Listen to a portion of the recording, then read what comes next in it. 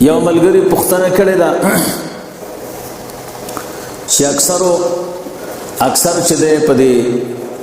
ژرندو کې یا کوم ځای کې چې اوړه غنم اوړه کېږي نو هلته داسې تیږي داسې کاڼي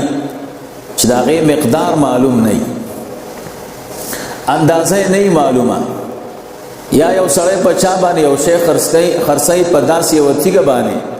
چې مقدار یې نه دی معلوم، د دې خرڅول جایز دي که نه؟ محترمو په داسې کاڼي یا تیږه باندې یو شی خرڅول چې مقدار یې معلوم نه وي او د بائع او د خرڅونکي او د اخیستونکي پې رضا وي، دا جایز دي، خو نقدن چې نقد ورکوي نو بیا صحیح دی، او که سلم کوي قرض کوي نو بیا صحیح نه دی. همدغه مسله هدایه دا دریم جلد هدایه بیوع ده او صفحه د ویش دی وی ويجوز بإناء بعینه لا يعرف مقداره وبوزن حجر بعینه لا يعرف مقداره، دا جائز دی خو چې نقدنی بیا رستوی بخلاف السلم